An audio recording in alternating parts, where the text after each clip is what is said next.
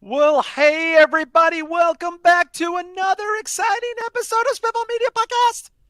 This is our weekly look spitting out the top entertainment stories of the second week of March. My name is John Draper. Joining me, of course, is the Prince of Philadelphia, Mr. Shaheen. Shaheen, welcome back. Appreciate it, man. Thank you. Back. And of course, you know him, you love him, you would hug him, but you would not be able to get a good grip because of his burliness. He's Mr. Beach O'Brien. Beach O'Brien, love the new intro we're sporting there. Thank you. I got to talk to Cleric of Chaos about some music that some White Bat Audio does. If you ever do, anyone listening, if you do content and you want royalty-free music, White Bat Audio makes all sorts of like techno and synth-wavy type shit, so go check them out. But placeholder for now until we get something I like in. It reminds me of Kandinsky a little bit from the Drive soundtrack. I like that shit. Oh, okay, cool. Shah, you like synthwave too, right? We all like synthwave. Yeah, I like it a lot. It's probably my favorite like genre for movies. It does seem soundtracks. It goes good with a cool 80 like it sets up a good vibe for a movie, I think. Don't you think so? Yeah, definitely. I mean, Drive is like one of my favorite soundtracks. Oh, it's incredible. I Absolutely. love it. Bisho, do you have the Drive soundtrack? It's amazing. I don't think I do. I know I really like the Terrifier 2 soundtrack, and I know Dirt Bike Kid was pretty heavy on synthwave. So yeah, this is I would say like Drive is an upper echelon synthwave soundtrack, right, Shah? It's not like it's kind of like a high end one. Yeah, definitely. It's actually one of the ones I've been meaning to track down. I always forget, but that's definitely a soundtrack I'm looking to add to the collection. Yeah. So if you're joining us for the first time, we thank you guys for checking us out. We do this every week. We have a chat going. We also have a Patreon. The Patreon is a really groovy way to support the show and keep the lights on in this place. And you want to go to patreon.com/Spitball Media. We're talking 1,200 plus hours of original content, bonus shows, question and answer shows. Shah, they get it all there, don't they?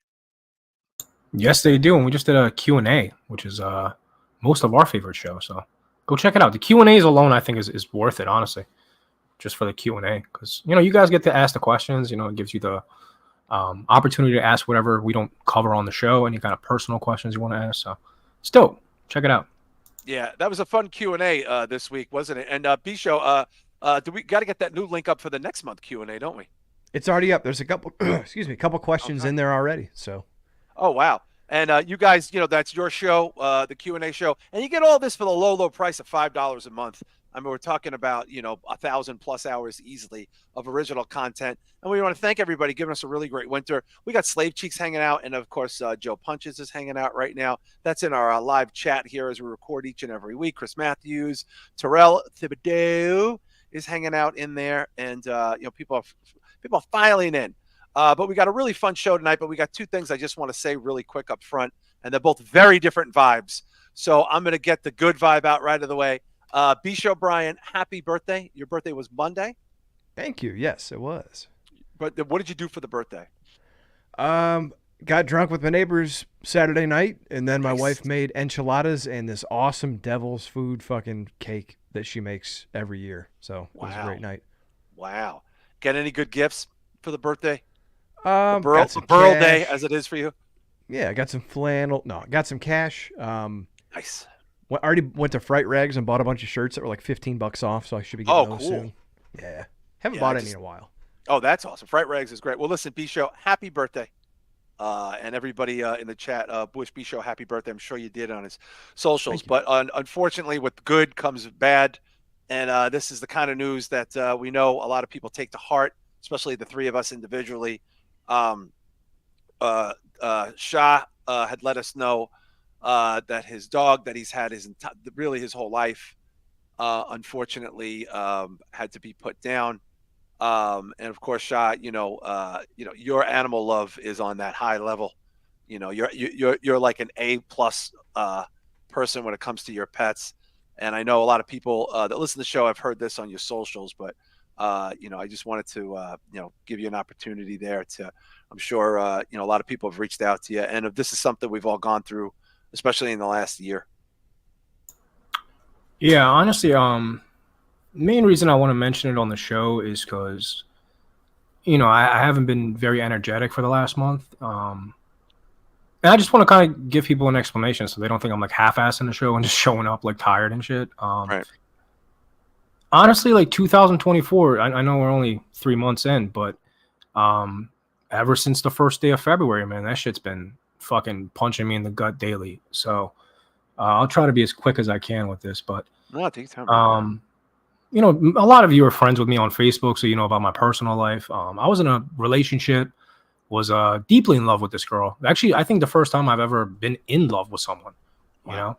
And I stayed with people for 7 years before this was the hardest for me, and it's simply just because I didn't have any issues with her. Like for the most part, like our personalities were like perfect together, like same interests, like everything was fine to me, and basically broke up overnight and became strangers to kind of never talk again. So that's kind of it takes a mental toll on you when you plan on marrying somebody and then the following day you're never going to see them again. It's kind of a shocker. And if you've been listening to other shows that I've done, similar thing happened to me 2 years ago. So it's kind of like I don't want to compare it to PTSD because people with actual PTSD have it way worse, obviously, but it brought all those feelings back. And and if I can, before I even get to my dog, if I can say anything to, mostly men are listening to this show. So if you have any kind of doubts about your mental health, get that checked out ASAP. Because I know I've had, depression since I was a teenager, and I'm one of those dudes that like, I have too much pride. I don't like asking for help. I look at that shit as like weak shit. That's how I grew up. Was like I grew up, a lot of us did, Shah. You're not the only man to feel that way. And being a foreigner, like it's the stereotype that they raise us like tough, just kind of like tough love, like deal with it, figure it out. And that's how I grew up. Honestly, that's how I grew up. Was just kind of like, you're a man, you got to just toughen up and figure it out. So when this happened, I feel like everything just kind of came out of me, and I kind of lost my mind over last month. I'm not even gonna lie to you. Like, I had to force myself to go shower. You know what I mean? Like, this is like bad depression. And the only reason I'm saying that is because if you think you have underlying issues, get that checked out, because eventually, absolutely, something traumatizing is going to happen to you that's going to bring all of it out. And I'm a strong person. I'm not one of those people that's gonna give up on myself or anything. But it's not been easy. And right after that, my car broke down for 2.5 weeks, which forced me to just stare at walls for 2.5 weeks and think about this, which certainly did not help. And then right after that, my dog, which is my first pet ever, I can't express to you how much I love this dog. I'm being honest, that was my favorite dog. Like that one, I bought him before I moved out of my mom's house, a month before I moved out. Wow. So he's been there my whole adulthood, Yeah. And I don't know, man. The ending was just real rough. It was real bad. And rest in peace, Millie, man. That's my boy. But I appreciate all this. I also want to point out you have several other dogs, right? Yeah, I actually have one of his puppies. Right. I forgot about that. Yeah. But it's been rough, man. It's just it's not been fun.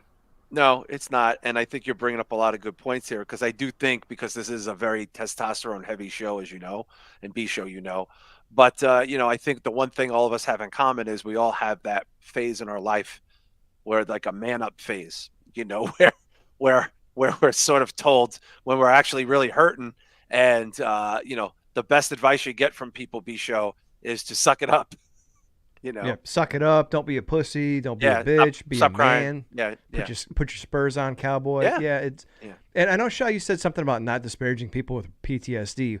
Whether you're like hearing bombs go off in Baghdad, or whether you go through some real traumatic shit and then it comes back around, like maybe to the extent it's not the same, but it is the same because it's the same reaction and it takes you back through it. So don't diminish that, man. Yeah, I mean, I don't know, man. Before this, I spent 7 years with the other girl. I helped her raise her kid. But that was a lot easier for me to get over. It really wasn't hard. This one, I don't know, man. It did some shit to me. Yeah. Well, it's also the time, right? I feel like that's part of it too. There's that. I think we all go through this too. And I've had these things happen. Like, look, I've been married a few times. I very publicly, like, I think the day we recorded our first show, I lost my job to COVID. Literally the day we recorded the first show. I've lost 2 dogs since that time. I lost my career. I had to rebuild my career. You know what I mean, and stuff like that. And it's just it's a lot of chaos. But I do think, you know, when you are able to kind of talk about it and you're able to kind of come out of your face a little bit, humble yourself a little bit, and admit that you need some help. I think that that's the best thing you can do. I don't think that there's really, you know what I mean, Bisho? Like, I don't think that I think not doing anything except being miserable is a bad game plan. Yeah, because you don't end up dealing with things. You just stuff it down like we tend to do and Yeah. try to move on. And eventually that shit's going to pop and it's going to catch up with you. Yeah. It's not good for your physical health either, by Yeah. the way, But Shah, you got a lot of people that really care about you and that support things that you do.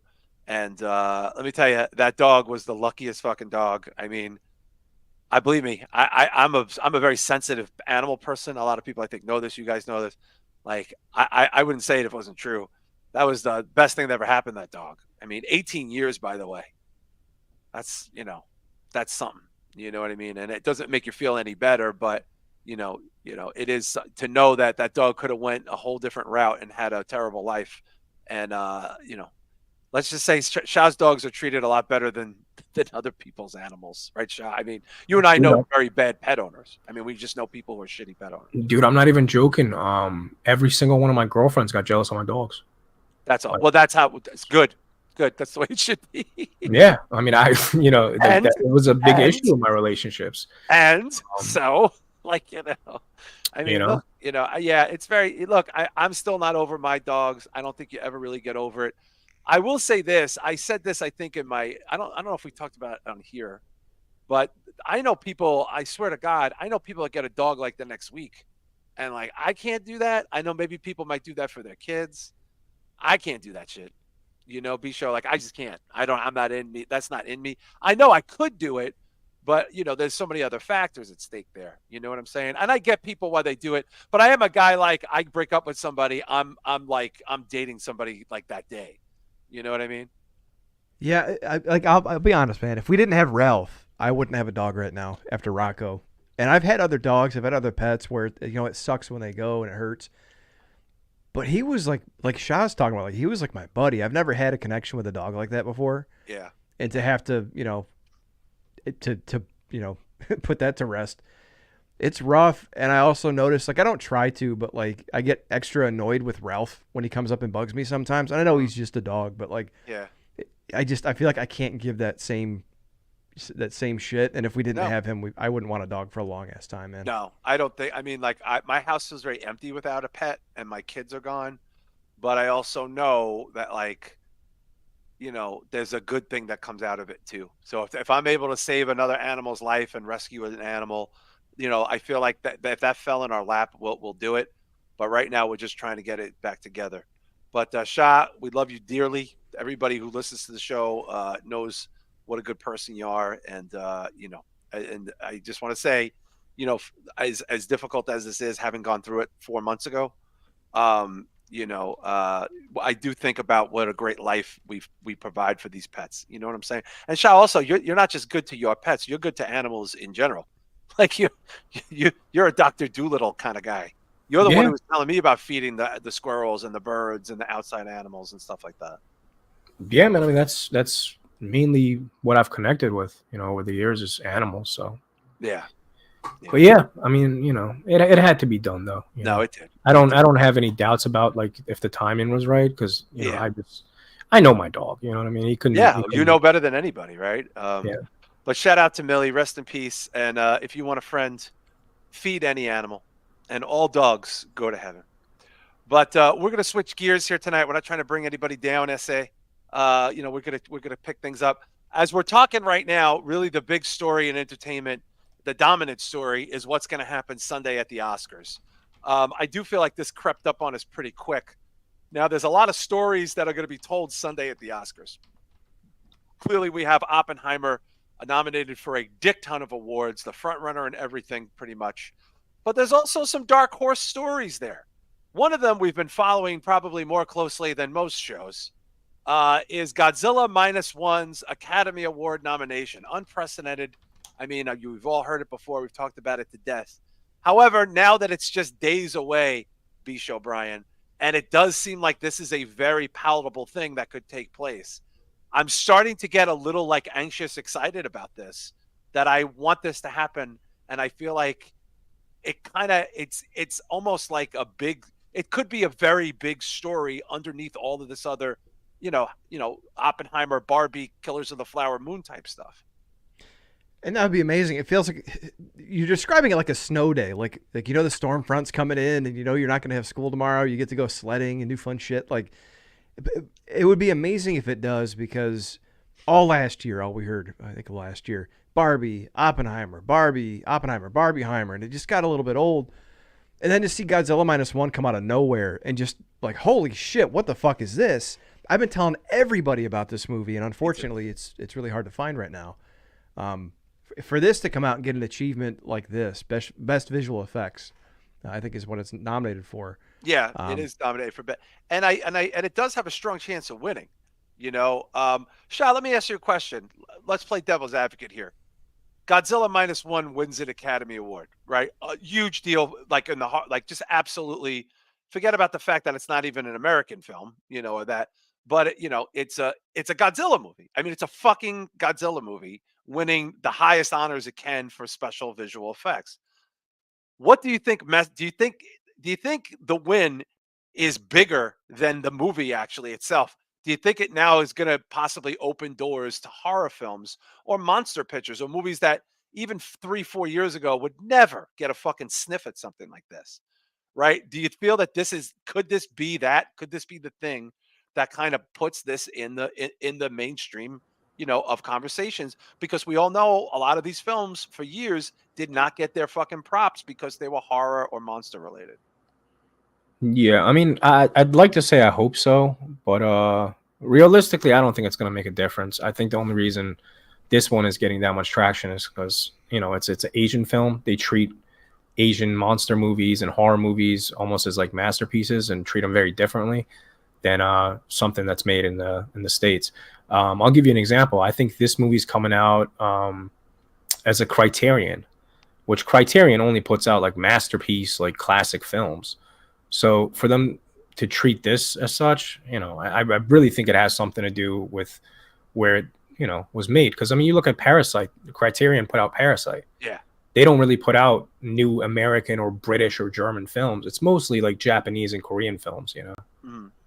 So. Well, they do art house, right? I mean, they do Parasite. It's an art house. Yeah, but I mean, I wouldn't consider this an art house movie, No, it's not. I also think if you saw it, you would know, you would have a better understanding as to why it's getting this level of attention. Yeah. You know what I mean?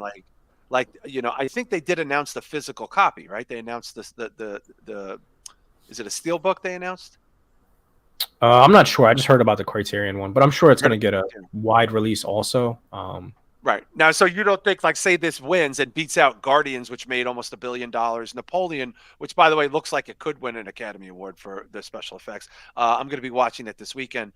The Creator, which I found a little boring, and, Mission Impossible, I mean, we're talking about some pretty big properties, like in big mainstream properties. Talking Disney, we're talking Paramount, So you don't think it would really? Oh yeah, he's saying it's a 4 or 5 steelbook shot. Holy shit, Joe Punches. Oh, and happy birthday, Joe Punches, by the way, related. Shot 4 or 5 steelbook. Is that normal for that? Hell no. I mean, even Marvel movies, they don't get 4 or 5 steelbooks. Here we go. Let's take a quick It's look. a Japanese exclusive. I haven't seen anything on this coming out in the States yet, just Japan. So what's that? Okay, well, if it's different regions, then yeah, I might get 4. So there's the 4K 2D Bluray steelbook. Let's take a quick look at that. I'm curious. Oh my god. Oh my god. Great. Oh. I'd put that on my fucking wall, man. Yo. Are you kidding me? This isn't. Where's this going? Is this like a German one or something? This is Japan. It looks like. This is the Japan one. Oh. Okay. Oh my god. Comes out my birthday. Look at that. That's wild. If anybody's Shah, wondering what to get John Draper for his birthday, there you go. Shah, that looks hard as nails. Look at that fucking thing. Yeah, I definitely like to get it. Look at that. Jesus Christ. Do we know how much this is? It said 17 or 15,000 yen. So I don't know the exchange. Okay, so that's like 3 cents. No, that's going to be, I don't know, 15,000 yen. I don't know. I didn't do my AEW Okada math on that, but yeah, shots. That's unusual though for a steelbook for that many like discs. I mean, oh wow, guys, $50. What do you think of that price, Shah? You know That's more the than anybody. album. That's Oh, the that's album I the was looking album? for. Oh my goodness, look at that picture. I know what I'm buying myself for my birthday now. Ooh. Waxwork. Have any of you guys heard of Waxwork? I think I've heard of Waxwork. Yeah, I got most of my vinyls are from Waxwork. Oh my God, look at that. They Wow. do some great stuff, man. Go to their I website. think they put out the Friday the 13th Type in ones. Waxwork. Show John. They have a Yeah. crazy. Shah, that looks ridiculous. Yeah. Are you kidding me? Look at this fucking shit. Look at all the shit they're putting out. My Oh Bloody my Valentine. Wow. Look at that this. Beetlejuice. That Body Beetlejuice. double. Woo. I tried to That get that. Beetlejuice That was hot. sold way the fuck Wow, out. that cover, Shah? Yeah. Oh my God. This is all vinyl, right? Yep. Yeah. Oh my God. They do CDs and stuff too, but Jedi mostly vinyl. 7. Poor Things. Look at that Poor Things cover. Wow, look at the OG ones. They look great. There you go, John. War of the Gargantuans. I love War of the Gargantuans. And Weird. look at the actual vinyl. I actually have that. Do you Oh, have you do? this? Yeah, hold on. I'll pull it up. I have it. No. I do. What? Dude, this movie's amazing. I love this movie. Oh, I used to watch it as a kid on like Channel 5 or Channel 11, I think, in New York. The Exorcist. Look at this. Wow, B-Show. This is knocking me out. The Warriors one. Oh my God. No one will save you. Oh, Good look at that Lord. vinyl. Hang on. How much? These are Look like at this. $50. Yeah, they range from like 35 to 50, depending. God, look at that vinyl. Christopher Yep. Kane. Oh, we got Jojo Laco Bagogo. And this Sorry, is the okay. back. Let me Let's see that. highlight Shah if I can. Where's he at? Let me see. Wrong. Yeah. Oh, No, wow, mine. Shah. How much did you pay for that? There we go. Like 35, 40 maybe. Wow.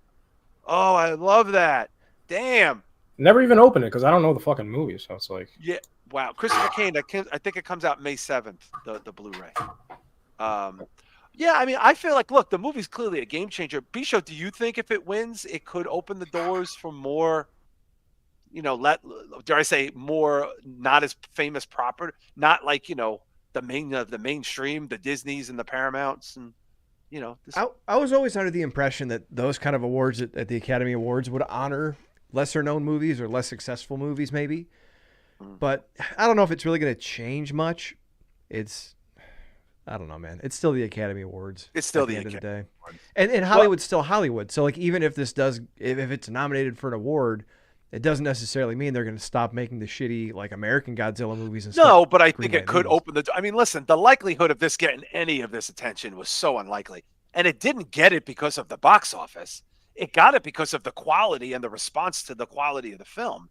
And I think that's like, I think after Shah, I think once you see it, you're gonna be like, okay, now I understand what the fuck this was about. This is insane. This was such a great movie. This was like a mainstream movie, and that's why everybody's on the dick, not just because it's a good Godzilla movie. It's a good movie. Yeah, I mean, I've heard nothing but good things. Once it gets on streaming, I'm sure I'll definitely check it out.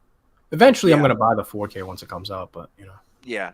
And look, we don't know that it's going to win, but it does seem likely that this is more than a possibility. I don't even know if that's airing that award because we do know, guys, they do the bullshit. They do like pre-awards and non-televised awards. But I think special effects for a film is a televised award. So that would be fucking cuckoo bananas if that guy goes up to the podium with his rubber Godzilla and accepts an Academy Award for Godzilla -1. By the way, Shah, I'm fairly certain one of those discs with the steelbook is the black and white version. yeah, that's the one I actually really want to see. I feel like Oh. that movie would look tremendous. Oh my god! Oh my So- god! Let me ask you guys a question. Just sticking with the Academy Awards here, because it is kind of, look. There does seem to be a runaway theme there with Oppenheimer, and of course with Lily Gladstone being the first Native American woman to ever win an Academy Award. There is quite a bit of push there for Oppenheimer to take Best Picture, Nolan to get finally Best Director. Of course, Cillian Murphy, the big talk of the town.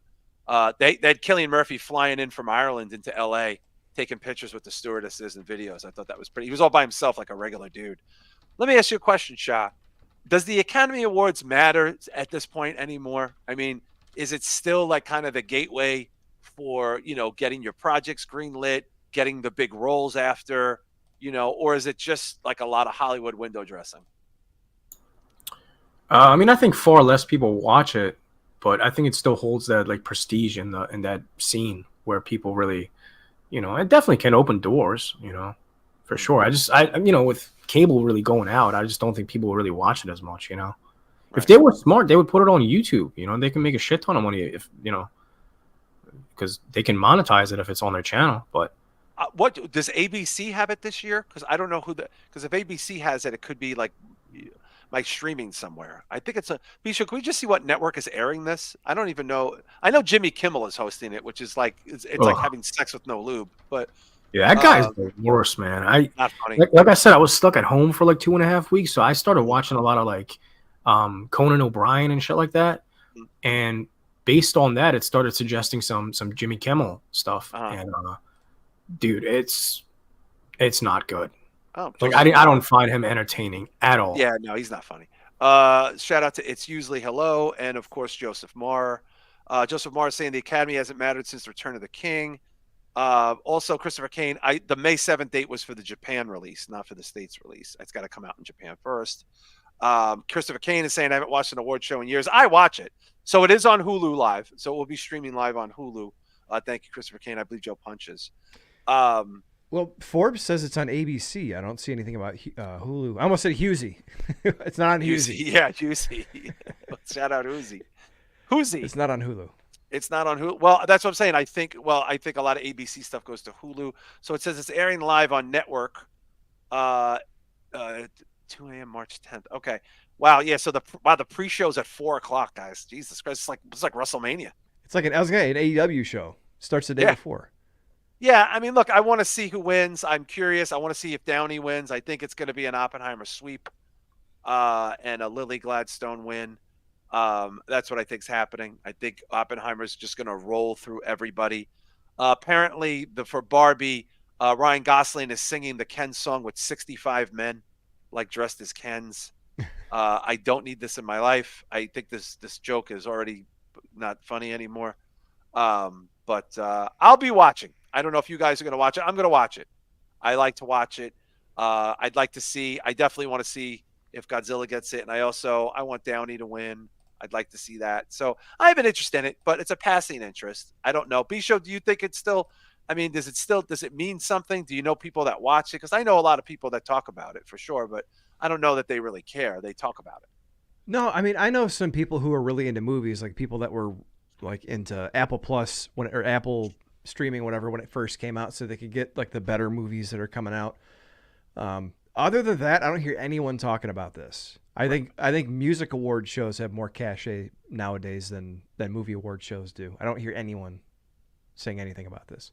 Yeah, it's weird. It does seem to be like a passé thing, but I think ratings perspective, their ratings go down, but they're still monster ratings. Joseph Marr is saying they need a demanding host to capture viewers, like a Ricky Gervais, but a weak host will bring shit. Well, also, you have to remember, Jimmy Kimmel is an ABC host, like he works for ABC. Joe Punches says, I'll be watching just because of habit. I've been watching the Oscars my whole life. I'm going to watch it. I don't like award shows necessarily, but I do like the Oscars. And unlike you guys, I've seen almost every one of these movies. I've literally seen almost everything. So it's a different vested interest for me, but I'd be curious to see how that goes. Honestly, I don't know. Look, we could be wrong. There could be, I don't think so. Before we move on to something else, do we all agree? We think it's an Oppenheimer sweep across the board there, Shah? Yeah, absolutely, man. I think we did our predictions on this, didn't we? Yeah, we did, but now it's like in a couple of days. Most of it was Oppenheimer. So Oppenheimer for sure. So we think Nolan's getting his first Best Director award and all that stuff. Yeah, I think so. Yeah, you too there, Bisha? Yeah, probably, because wasn't Barbie only nominated for like one thing? I or think for two categories? original or adapted screenplay or original screenplay, and I think the song. That's why Gosling is performing because that stupid Ken song is one of the nominations. I just, it's a little ridiculous, but let's see what happens. Well, I'm sure we'll be talking about it next week. But in other news, big movie news, the big weekend box office killer, absolutely destroyed, which actually had the similar number to the Oppenheimer opening, by the way, was the Dune 2 sequel. Now, I will tell you, I saw the first Dune when it came out and I fell asleep. It was a good looking movie, but I thought it was a very dry, slow kind of burn. This one is miles above the first one. I highly recommend it. It has a 93 critics score and a 95 audience score. I did not know it was 2 hours and 46 minutes. It felt long, but it did not feel that long. Shah, I know you're way more familiar with the overall story, but not this alliteration of the story. I'm sure you've heard nothing but good things about this too. Yeah, I heard it's much better than the first one. I heard the first one was pretty slow, and this one is they picked it up a lot. I mean, I've heard amazing things about it so far, actually. Yeah, look at the Shia Lude there. Look at that. Jesus Christ. I still got to see the first one though. I still haven't seen it. Yeah, it's streaming on a lot of different platforms right now. I actually went back and watched a little bit of it just to kind of catch back up to the story. But it did really well. Bisho, can we pull the box office up? I don't know what the numbers were, but they said the numbers were almost identical to what Oppenheimer did when it came out. What are we Wow. looking at here? Oh, The let's see. last It weekend, keeps the opening weekend. I just want to see because this is the second weekend, and I think it's got a little bit more competition possibly. 200 million globally as of now Okay, I think that's its budget. in 6 days. So it's looking for 600 million lifetime. That's what they're saying there. I think That's in what that it looks little like. Yeah, Dennis Villeneuve. Villeneuve. He's a good director. That guy. He did some good shit. He's got a good catalog. Bisha, what's your interest in this? Did you see the first one? Do you not care? Are you not into Shamalama Ding Dong, The Star? No, yeah, indifferent. I mean, people are saying this is great, so I'll probably see it. But now I want to see the first one just to make sure. I was more weirded out by the weird pocket pussy cups. Did your theater have those weird Dune? I didn't cups? see the cups. Yeah, did you see the Shai Halud cups? No, I didn't see those. Shah, you need to see this because you could actually fuck them if you wanted to. Saturday Night Live did a whole bit on people fucking the cups. Believe it or not, they did do a bit. Oh man, now I feel hacky. If I didn't know Saturday Night Live did something on it. They did like a short. They did a song of a bunch of teenagers fucking the cups. Oh man. Yeah, but a lot of people was talking about fucking the cups. Well, not many people watch Saturday Night Live anymore. All right. Yeah, Shah. There So you go, this Shah. is look. So that's the top of your popcorn.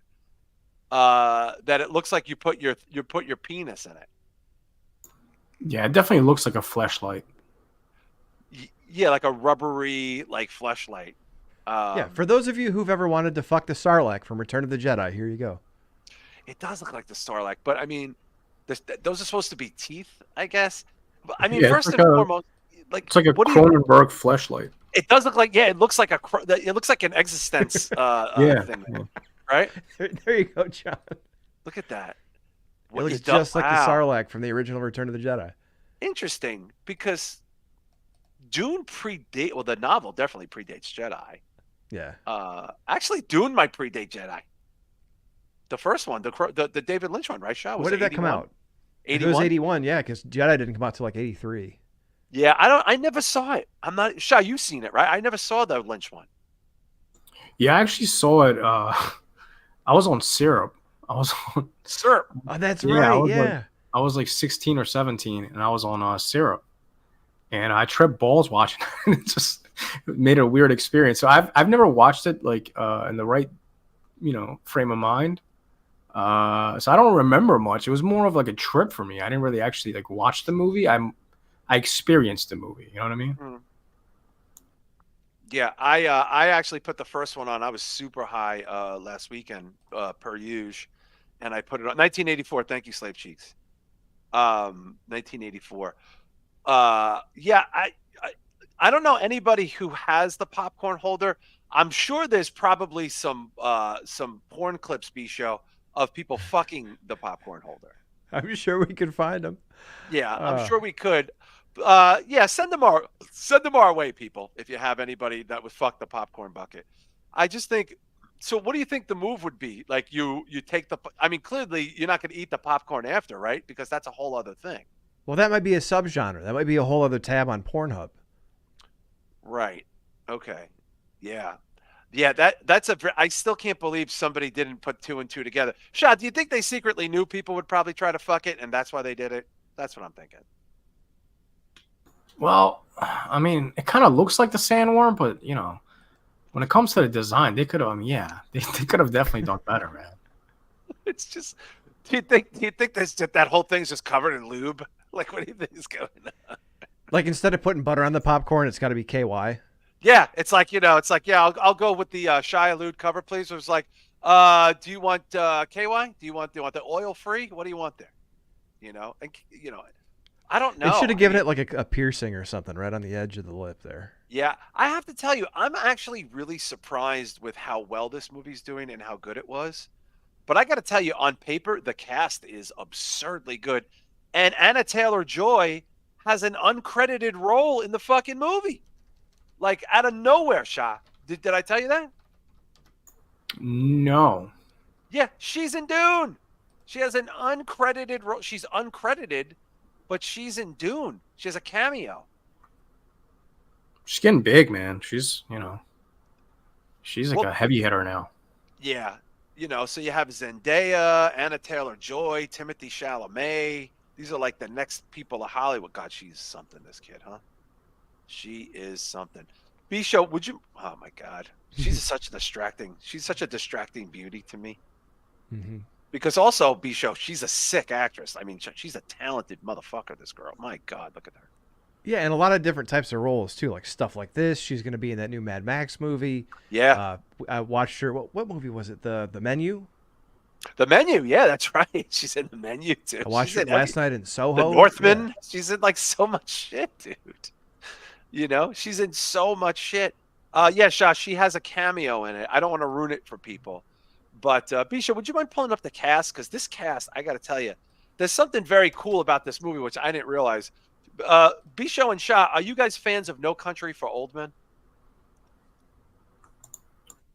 I know it's a really good movie, and I've seen most of it, but I don't remember much of it because I saw it when it first came out, and I was probably drunk or something. Okay. I know I've seen it, but I don't remember much of it. But they say it's like one of the most brutal westerns, like the modern western. Well, yeah, it's more like it's like not really a western, but it's like a western tale, so to speak. How about you, Bisho?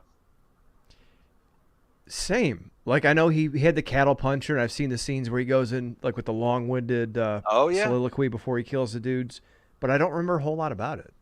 Well, anyway, in that movie, you have one of the most classic villains of all time, played by Javier Bardem, who I believe won an Academy Award, playing what the hell is his name? It's going to drive me nuts. But Josh Brolin and Javier Bardem and Tommy Lee Jones are the stars of it. So he plays Anton Chigurh, the killer, Javier Bardem. And this is the first. Now, they're both in this movie together interacting, which I didn't realize it. But let's take a look at this young Hollywood cast.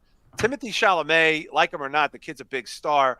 But you have Zendaya. You also have Florence Pugh, Shah, in this movie, along with Austin Butler, who played Elvis, who probably would have won an Academy Award any other year.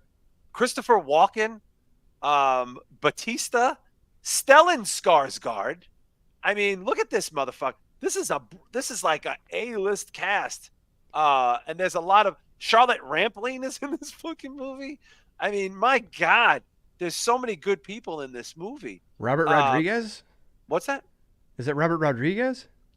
Yeah, I don't know. I don't know who the fuck he plays in this movie. There's a lot of people and a lot of makeup and a lot of shit. There's also, can you go back to the top B show? I'm so sorry. Would you want to go on the top? Did you guys see the Shining sequel? Shah, did you see it? No, the remake, like the old school one. No, the sequel. No. Dr. Sleep. Dr. Sleep. Yeah, Dr. Sleep. No, I've never seen it. Well, the girl Rebecca Ferguson, she's a beauty right there. She plays the mother of Chalamet. She was the villain in the Dr. Sleep. Christopher Walken plays the Emperor. And that Leah Sado girl, She's good looking too.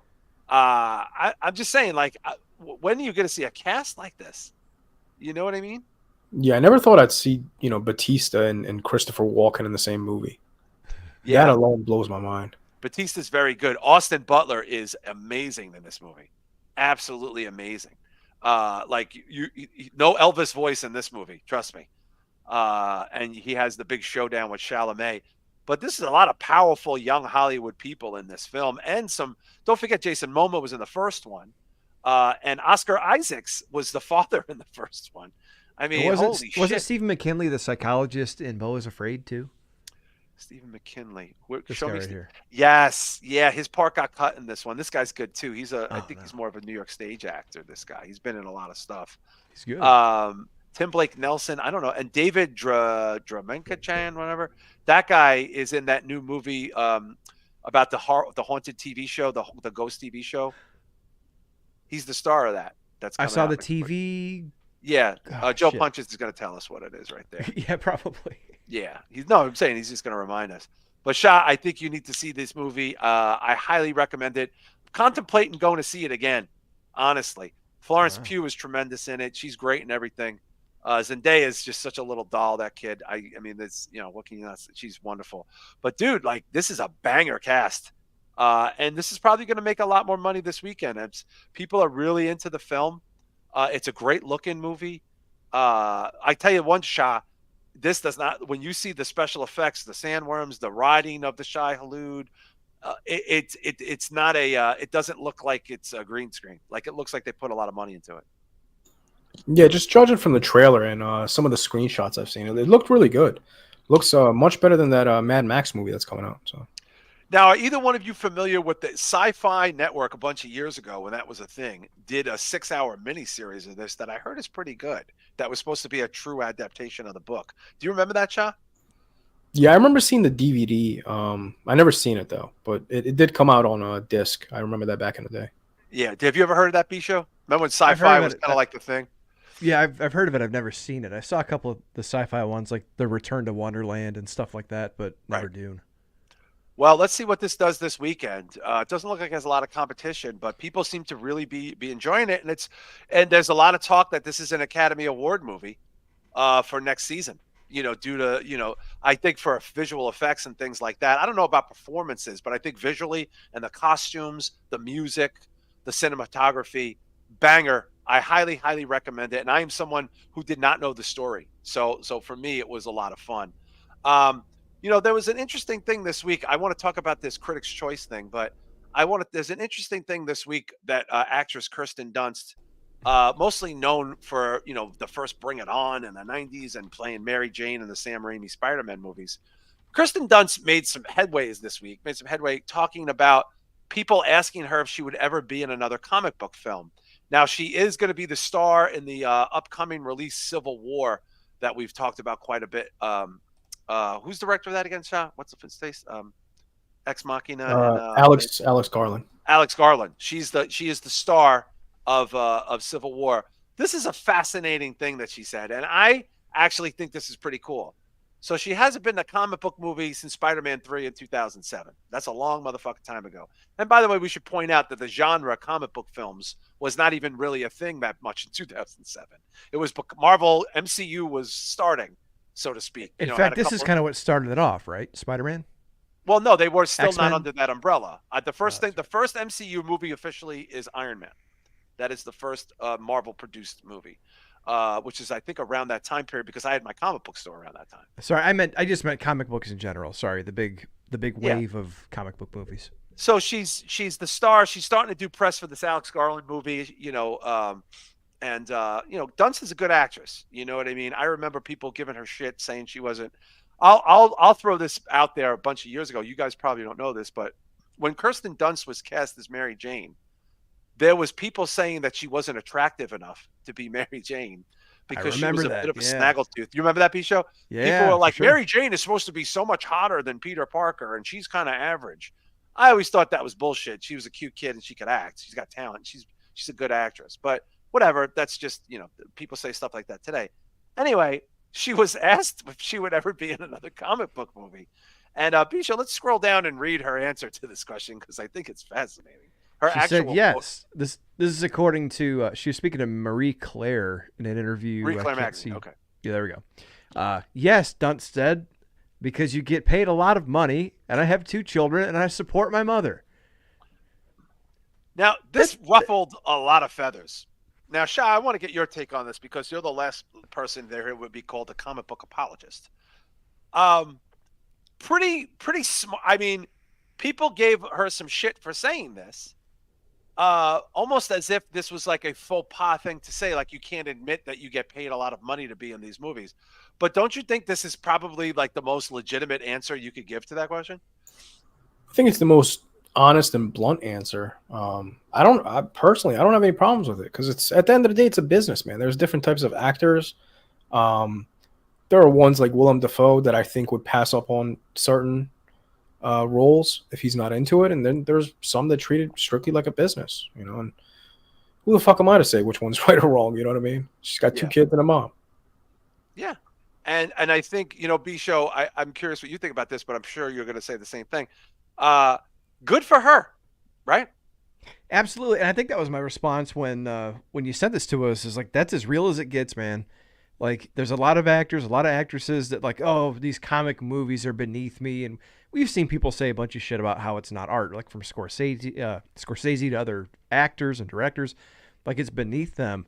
But it is kind of refreshing to watch someone come out from Hollywood with no ego at all and just go, yeah, you know why? Because it makes me money and I got people to support. So good for her, man. Get your fucking bag, and I don't know who gives a shit what other people think. Because I think it's great. And by the way, because Emmanuel Rojas asked me this, if I thought Dune was better than Empire Strikes Back. Unfair comparison. It's a much better film, that's for sure. But you'd have to see it to know why. Joe Punches is saying she's not wrong. Yeah, good for her. Do people think Downey and all these other people were in the Avengers because they love comic books? No. It's a job, and I think that's a very legit answer.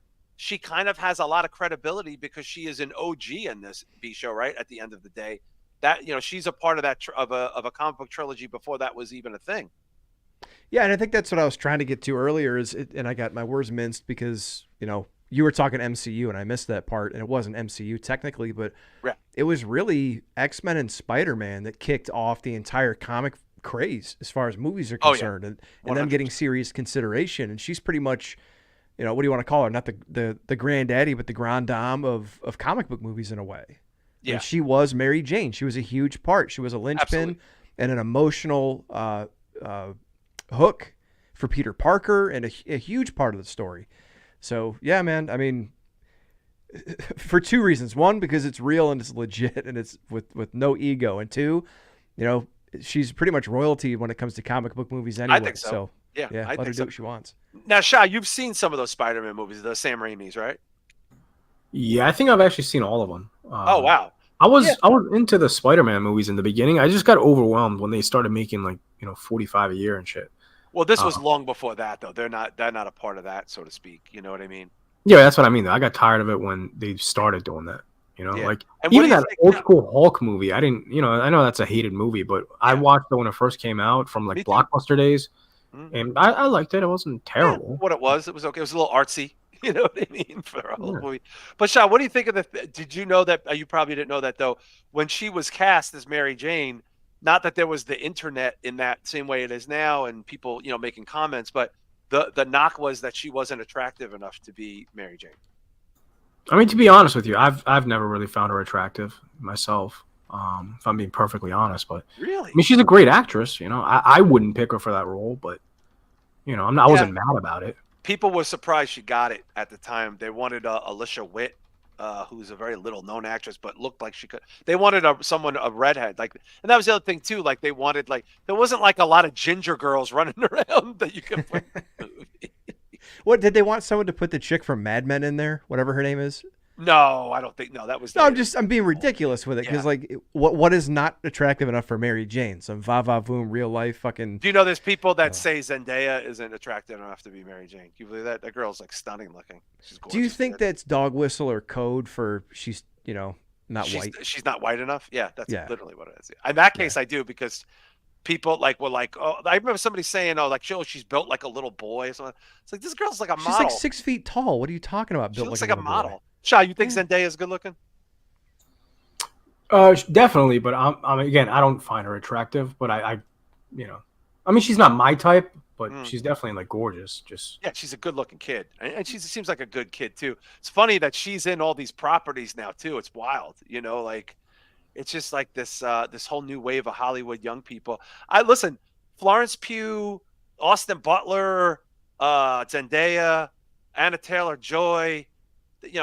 I'll see these kids in anything. I think all these kids are great. I like all of them, and I just thought that was interesting that Kirsten Dunst had to like defend herself for wanting to support her mother and children as a as a 40-something year To take a job, to take a paying job. to take a paying job. Like, sorry, I said I did it for the money, people.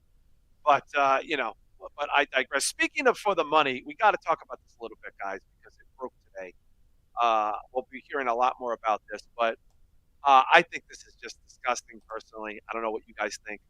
Jake Paul is going to fight Mike. This is not fake. This is not a joke. This is not WWE. They are going to have an exhibition boxing match. Mike Tyson is 56 or 57 years old. He's been seen in the last year or so walking with a cane. Jake Paul is 27 years old.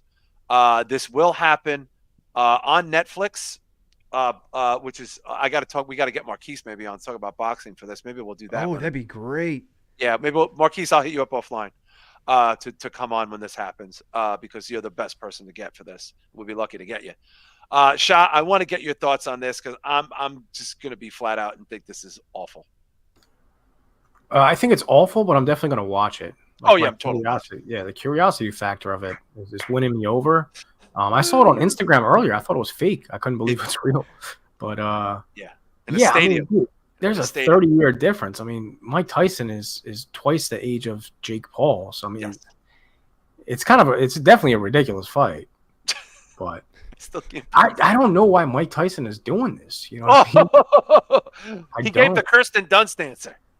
No, I know, but like, dude, you have a see, the thing is though, like actors are different than real life like boxers. You know what I mean? Like they have a legacy to hold up that's not necessarily like scripted. It's Imagine if Mike Tyson loses to a 27-year-old Jake Paul. Like that's not a good look, dude. No, I'm not saying that's gonna happen. That doesn't happen.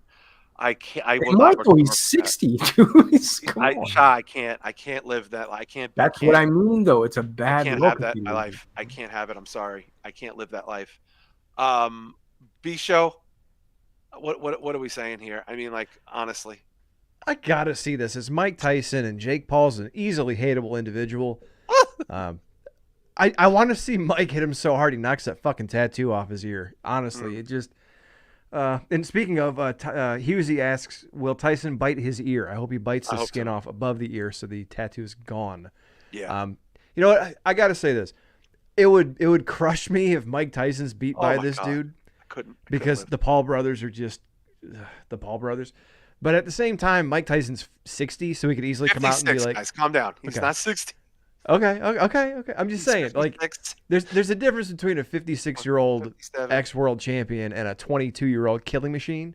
So if he could come out and be like, all right, everybody, it's okay. I know I wasn't at my best, but he's a really good fighter, and I don't think he's going to lose face. But it is Tyson, so we'll see. Yeah, I'm not ready. I'm not ready to live in a world where he's 57. Oh God, he'll be 58 before the fight. That's what I mean, dude. He's almost. Imagine a 60-year-old Mike Tyson. I know, Shop. This is a 58-year-old killing machine. This is a man who. Yeah, and the other guy's a YouTuber. Punch a hole through a brick wall. That's what I mean. Imagine a YouTuber beating this guy. Like I wouldn't risk that, dude. I mean, he's got enough money for the rest of his life, man. He doesn't need to do this. Does he? I mean, we don't know. I don't know. Though. A lot of problems. He's going broke before, so I don't know. Yeah. Joe Punches is calling it a money grab. Slave Cheeks is saying Ric Flair will be in Tyson's corner. All right, let's just say it right now. What's our prediction here? Because I think Tyson is going to win by a decision with very little sort of hoorah. I'll go Tyson decision, and it'll be a little too close than I would like it to be. That's my unskilled boxing prediction. B, show your prediction, honest prediction, not what you want to have happen, what you think's going to happen. Either Tyson by shenanigans, or maybe they'll do some sort of no contest since it's an exhibition. Right, which could happen. Shit. Yeah. Okay. Shah, you got to put money on it. What are you putting? What are you betting? Mike Tyson, but I think it's going to be awfully close just because he's older and this guy's 27. Which makes me sad, man. I don't want to see fucking Jake. Like, this is the biggest cornball of all time. Like, yeah, sure, you can fight. I'm not saying he's a pussy or anything. He's a cornball. Still You know what I douchebag. mean? He's a corny ass dude. Oh, they're so corny. Isn't that the worst when the douchebag can actually fight and it's like, Yeah. He can fight. I'm not going to say he can't fight. I'm not going to be a dick like that and be like, the guy sucks. He doesn't That's a suck. bad combination, man. I don't know. I think, I want to live in a world where in the first round, Mike Tyson punches him so hard he shits his pants. And like literally like shit flies out and like there's shit in the ring. And Mauro Ranallo is like, there is a large amount of excrementing all over the canvas as Jake Paul has gone into a seizure. And Mike Tyson, the 58-year-old guy, is standing there all Brooklyned out, all thugged out. That's what I want to happen. I don't think that's actually going to take place, but I want it very badly. I can only imagine the abortions that are going to be on this card. Like, honestly, what do you think is going to be on the undercard?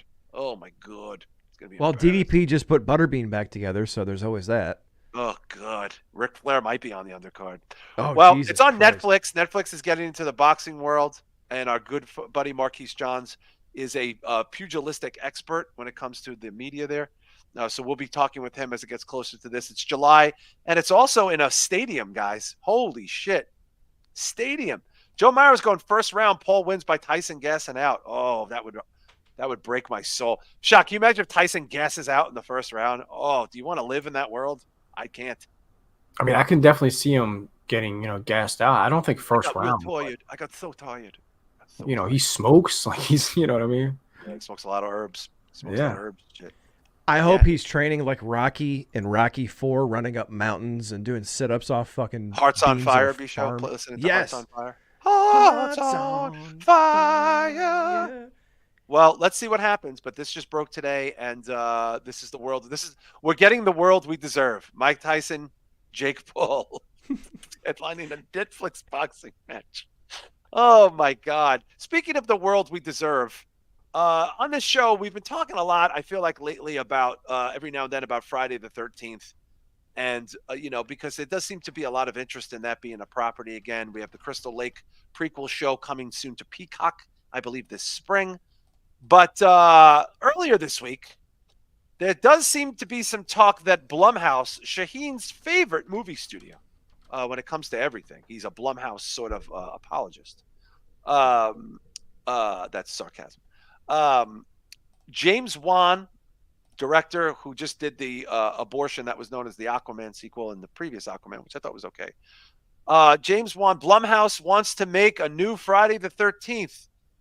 Oh, and they're talking about possibly getting James Wan, who most recently, horror-wise, I think did Malignant, which I found to be a little bit of a polarizing movie. But Bisho Shah, this is like your worst nightmare come true. Blumhouse reboots Friday the 13th. Shah, your thoughts if this is going to actually happen? I mean, I can't express how much I hate this idea, but I saw this coming from a mile away. Blumhouse buys up pretty much every property. They got Exorcist, Halloween, they got everything. I do have, I guess, higher hopes for this than the Halloween movies, just because I said, if they don't overcomplicate it and just stick to killer in the woods killing teenagers and they make it rated R, like you can't be that bad. I mean, just keep it simple. I just have a feeling they're going to try to take the Exorcist route where they overcomplicate it and make two different fucking demonic, possessed fucking girls and just switch up the whole story, man. I hope they don't do that too much. Just stick to the original, keep the same theme going and it should be okay. Okay. Shah, excuse me, B-Show, I'm sure you're going to have a similar thought there. No. Just no. No. I'm going to be the unreasonable one on that. No. Fuck that shit. Look, James Wan, I'm not a huge fan. Some of his stuff's okay. Malignant was some stuff's fine. okay. But I don't want to see a Malignant style Jason. I also don't want to see Jason have to tell his mom where the counselors touched him on the no-no doll. I mean, it's just, this could go bad in so many different ways. And it's like, just like, if they never made another Friday the 13th movie for a big theater release and all we had was Never Hike Alone and fan films that are higher end like that, I'd be fine with that. Because, man, like you guys were, I know Shah liked it better, but weren't you guys super disappointed with the Exorcist remake? Yeah. And like, you're trusting them to not be too complicated with this movie? Yes, we were. Christ. There's more to the Exorcist. You know what I mean? That's what I mean. If they don't overcomplicate this and literally just make it Jason killing fucking teenagers in the woods, it's hard to miss with that, man. I mean, just keep it the same. Yeah. Make it look good. Keep it rated R. Add a bunch of gore, and people will be happy. With Exorcist, there's plot twists, and they can switch up the story.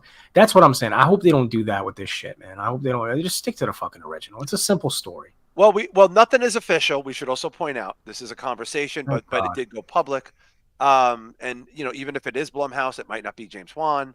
But Shah said, Blumhouse, what Blumhouse wants, Blumhouse gets, unfortunately. And they're in agreement that it's the thing they would like to get their hands on. But again, speculation right now. Don't want to mislead anybody. But we're preemptively disappointed, to say the least. There's a couple of things we want to do before we get to the Patreon, where we got a bunch of fun trailers we're going to talk about there. Real quick, there was an announcement about the Critics' Choice Awards, which is kind of a bullshit award show, but it's mostly people have heard of it, adding a horror component to it. And I gotta say, I think they did a pretty decent job from last year. They announced it today. The Critics' Choice will have a horror category. Bloody Disgusting broke it today. B-Show, can we show the people what the category, what films made the cut for the Critics' Choice Horror Awards? Because I think they did a decent job for this. I don't know who's going to win, but we just want to let people know what they are. Pulling it up right now, but there might be more than one.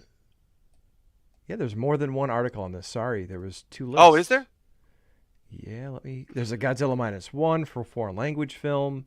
Yeah, that's for foreign language for Critics' Choice. It's not in the horror category, which is interesting. Okay, so best horror movie. But I saw other categories earlier when we were talking, but this is the one you sent me the other day. Yeah, this is the one I wanted to bring up because I think this is a first. Evil Dead Rise. Okay. Megan. All right. Scream 6. Okay. Talk to Me, and When Evil Lurks. Gotta say, for a kind of low-tier mainstream movie category, Shah, I'm impressed. I think that's pretty fair right there. What do you think? I don't know how I feel about Megan being on there, to be honest with you. Well, Critics' Choice, it's, critics did like it, and it made a lot of money. That's what that's about there. Yeah, I mean, if I'm okay with it, I guess, but I guess I would probably go with Talk to Me. I think that's the one that's mainstream enough and was good enough to earn that spot. Like Scream, I haven't seen it, but I can't.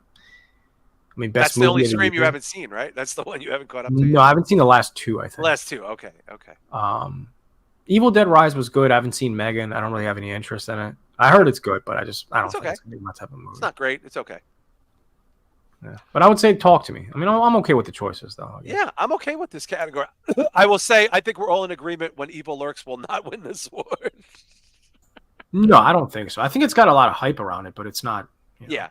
I think if I had to put money on this because it is a Critics' Choice thing, it will be either Megan or Scream because they're the popular franchises. That's what I would guess. Of course, it would be awesome if it was Talk to Me or even Evil Dead Rise. They're going to go Megan or Scream. I'll put 50-50 on that. B-Show Brian, good category, right? Obviously, but what do you think there? Like, because this is more of a, like I said, a low-tier mainstream thing that's happening. It's also curious that they chose Evil Dead Rise to top the list and for the poster. What's a great poster? I know Bloody Disgusting may be pulling for Evil Dead Rise, but I would like to see When Evil Lurks. Probably not going to happen. Yeah, not going to happen. I would like to see Talk to Me, but I think they're going to go with either Megan or Scream 6 because of the commercial success, even though Scream 6 is not the strongest one of the last 3 or 4 movies. No, and Megan was a success. I mean, regardless, I saw it. I enjoyed it more than the Child's Play reboot. It seemed like I was watching the same thing. Scream and Megan were mainstream successes, so that's what I think they'll go with. But I think that's actually kind of a fun thing that'll be there. the nominations for the Critics' Choice Super Awards. So these are up for the best horror movie. So we'll see where that lands. I don't know when that takes place, but thought it was an interesting thing that just got announced, I think, yesterday or today. And, lastly, guys, we don't do this that much, but I like doing these because I think they're fun. We usually do these in the Patreon, but I thought we would do it on the free here. The blue pill, red pill horror. People will take a bunch of genre pictures and put them blue pill, red pill. So I want to bring this up. And obviously, if you guys in the chat, whatchamacallit, I want to see if you guys can give us your thoughts on this too. B-Show, can we pull up the blue pill, red pill? Got them right here. All right, you want to read them for him? Yeah, so the red pill would be The Ring, The Blair Witch Project, Candyman, the original from like 1992, I Know What You Did Last Summer, The Lost Boys, and George Romero's Night of the Living Dead. Wow. And then the blue pill would be The Sixth Sense, Paranormal Activity, Clive Barker's Hellraiser, Urban Legend, Poltergeist, and the original Psycho. Huh. Okay. Shah? Blue pill? Red pill? Where are we going? I'm going to have to go with the red pill. Definitely prefer The Ring over Sixth Sense. Definitely prefer Blair Witch over Paranormal Activity. Candyman and Hellraiser is like a tie for me. I Know What You Did Last Summer and Urban Legend is kind of a tie. Lost Boys and Poltergeist. I'd probably say Poltergeist. And then Night of the Living Dead or Psycho. That's tough. Probably say, I don't know, that's a tie too. But overall, I think I'm going to go with the red pill. I think that's a better selection of films. Yeah, okay. B-Show Brian? Blue pill, red pill? I might have to go right? blue pill. It's tough. Oh, I thought you were going to say red pill. Okay. I'm close, but I like Psycho more than Night of the Living Dead. Wow. It's close. They're both a wash, I think, for me personally. Yeah, Sixth Sense and The Ring were both pretty big in their time, but The Sixth Sense just had that staying power. The Ring was very influential, but I don't like Paranormal Activity. Blair Witch is amazing. I like Hellraiser more than Candyman, and I like Urban Legend more than I Know What You Did Last Summer. I don't know why. So I'll go in blue pill, man. Yeah, this is really hard for me. I'm going red pill by a cunt hair, as they say. Now I Know What You Did Last Summer and Urban Legend are washes to me. I don't care about either one of those. But Blair Witch, The Ring is. I like Candyman. I love the fucking Lost Boys, and I love Night of the Living Dead. Really, Lost Boys. Got to be honest with you guys. Lost Boys is the one that kind of put me over. It's a clincher. Yeah, dude, that was I was like 15, 16 when that came out. Like, that's a big movie for me. I love Psycho. I love Poltergeist. I love Hellraiser. I love the first Paranormal Activity, and I love The Sixth Sense. Love The Sixth Sense. That was a game changer movie, But I gotta go red pill. Okay, Joe Punches is going red pill. Mo's joining us there. Mo Dirk. He's saying I can't go against Psycho, so he's going blue pill there. Marquise is saying The Ring is overrated compared to the OG Japanese one. I think The Ring, they put a lot of money into that movie. But Sarah Michelle Gellar was in that movie for shit's sakes when she was hot shit. Sarah Michelle Gellar's not The Ring. No, she's in the other one. Oh, that was The Grudge. That's right. The Grudge. Didn't they do a thing where the Grudge girl fought the Ring girl in the Japanese versions? I think that was a scary movie, John. No, it's not. Nope. There's a Japanese movie where the Grudge girl fights the Ring girl, I think. I'm almost positive. I'm serious. There's a Japanese version like The Grudge or something. I'm almost 100% positive. Yeah, I'm dead ass serious. Marquise is going blue pill. Urban Legend and I Know What You Did Last Summer are like the same movie, aren't they? I mean, they're kind of the same shit. Kind of. I thought Urban Legend was a little bit more with incorporating the actual urban legends in. It has the guy played Freddy Krueger. What's his name? Robert Englund in it. Robert Englund. Mm-hmm. Yeah. By the way, Joe Punch's Japanese Ring versus Grudge is real. Yeah, it's a real movie, guys. I didn't make that up. Did you know that, Shah? No, I've never heard of it. I'm not a big fan of the original Japanese versions, actually. Like Ringu, I prefer The Ring over Ringu. Well, like I said, The Ring is a good-looking movie. Like, it's shot well. There's great actors in it. Like, Liev Schreiber and what's her face, Naomi Watts are the stars. Yeah, look, that's real, guys. Holy shit! You didn't know this, Bisho? No. Oh my God. Yeah, yo, it's a sick trailer, by the way. I swear to God, I thought they did it in Scary Movie. I didn't know this was a legit thing. No, it's very real. So Shah, you don't care? You don't like Rego, or look at that. Wow. You don't like Ragu? No, I don't like Ringu or the original Grudge, really. What's the story of the Grudge? I know the Ring very, very well, but what's the Grudge story? What is the backstory there? I mean, I saw it in the theater. I don't really remember though. I just remember the creepy girl crawling out of her head, out of what's her name's head. Oh, in the shower, the knuckles in the hair. Yeah. Oh, that's the Grudge, right? Where she's washing her hair in the fucking. That's a good scene. I think it's just a ghost story that something happened to this girl in this house that these people move into, whereas the Ring incorporated the well in the videotape and all that. Do you guys see that little trailer thing with the fucking little doll holding the head? Do you fucking see that thing? What's this trailer HD? What the fuck is that? Oh shit, this? What the fuck is that? That's creepy, yo. The Ring versus the Grudge. That's the Ring versus the Grudge. Wow. I would watch this. I'm not gonna front. I would totally watch this. You know? Add this to the watch along list that we have to do. I think we got to do a watch along there, guys. Don't you think? Yeah, I'm down. I got to start writing these down because we always forget. I wonder if it's hokey or if it's, Japanese movies, Shah, they don't play the hokey shit too much. Everything's like for serious. Everything's like, I don't know. Like, do you think it's all hammed up? I mean, these look sillier to me than the original Ring. I mean, just that poster alone, that looks silly. Well, the idea is cool, Yeah. but they can only probably do it in overseas, with the overseas properties, right? Yeah, it could be a dog's ass shit. I don't know. I just think it's an interesting idea. Like somebody's like, let's take the creepy broad from the Ring and have her fight the creepy broad from the Grudge. Oh, look at that. That's funny. This would be fun to watch. I guarantee you it's dog shit. What do you think, Bisho? I bet you it's absolute ass. Yeah, it looks really bad. Yeah, it looks really, really bad. That being said, that's probably what's the charm of it. You know what I mean? These figures remind me of Hakushi's manager. Do you remember that guy? Yeah. Shinja. Yeah. Shinja. Yeah. Maybe they should do Hakushi's manager versus the Grudge versus the Ring girl. That would be fun. That'd be better. Yeah, everybody looks a little too like gothy. They don't look like They look a little too cleaned up. Yeah. Like the Spirit girls look they look cosplay to me, right? Yeah, it's like homemade costumes. But it's clearly not. I mean, it's under the Japanese umbrella thing. Yeah.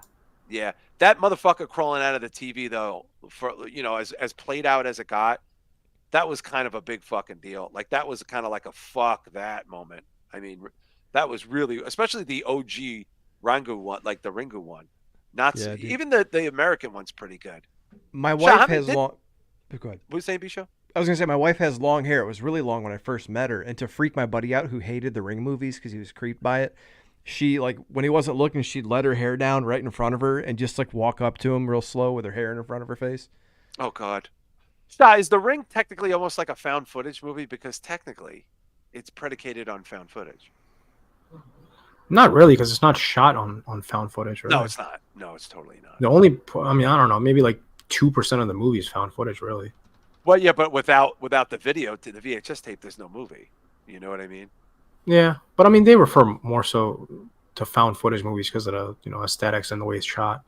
Yeah, I will say this: as much as you prefer the American one, the Japanese one of the bitch crawling out of the TV is pretty badass. It just really is, And didn't they make like Rings, which was like a trilogy of the American one? Is that yes, right? Scream Factory is actually putting out a box set with so all three of them. God, look at all these people cosplaying for this. This was a big deal for its time period. Look at that. This was a big deal for its time period. Yeah, this was huge in the theaters. This was I remember like Blair Witch being a huge deal, and same with The Ring. It was almost on that level. Yeah. It's a big deal. Yeah, it was a big deal. It was. What's the rating for this? It's probably got a good, decent rating. 71 Rotten Tomatoes, 57 critics.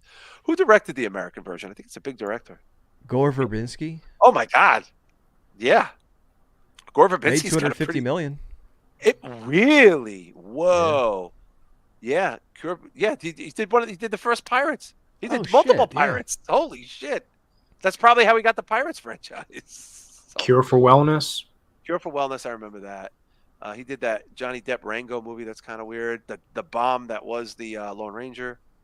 The Weatherman. I remember that. The Mexican. Mouse Hunt, guys. That's everybody's favorite, right? What Mouse Hunt? Mouse Hunt. Jesus Christ. Good Lord. Yeah, Nathan Lane chasing a mouse through a hotel. That's everybody's favorite movie. Yeah. I can masturbate to that. We're gonna head on over to Patreon. We have a lot of stuff to get to there, but we're gonna get right into our plugs. Let's plug Deathmatch Outlaws. Let's plug the Drew Yari Show, and of course Cassette Classics 86 on YouTube. The Down on the Thundercast, and of course Don Tony and Kevin Castle. They're back at it. Felix and Oscar themselves, the Odd Couple. They're back on their Monday night thing. The Necromaniacs podcast. I think they just did Kill Your Neighbors. Just came out today, if I'm not mistaken. The Human Experience podcast, of course, we have Ringsiders Wrestlers on YouTube, Mojo and Dirk's Most Dastardly Show, The Garden of Doom, and the Old Guy Metalcast. The weather's changing. Spring is coming. So go to funkbuddy.com. Get some spring clothes. Do that tonight. MJW Games, Cherry Jesus on YouTube, and his band Kaiser. Red River Podcast, that's our buddy Sam Hoyos and the band Playing Dead.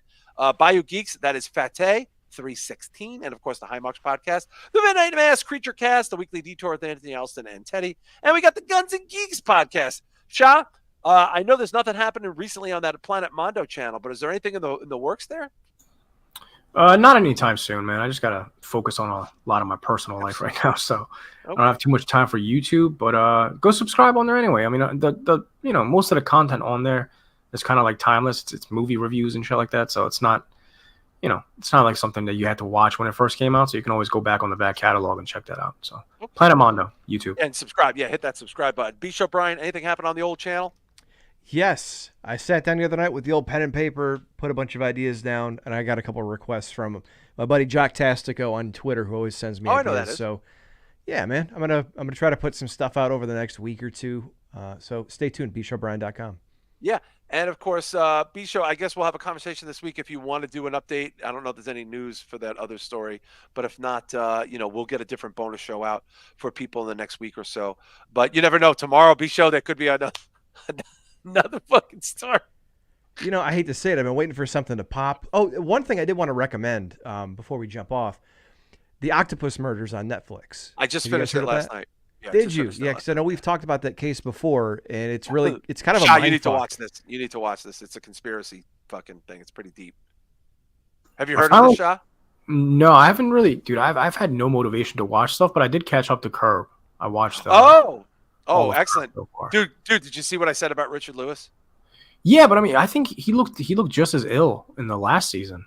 He was I skinny didn't as hell back remember it. then. I mean, the last season was 3 years ago, wasn't it? Yeah, but he looked bad then. Yeah.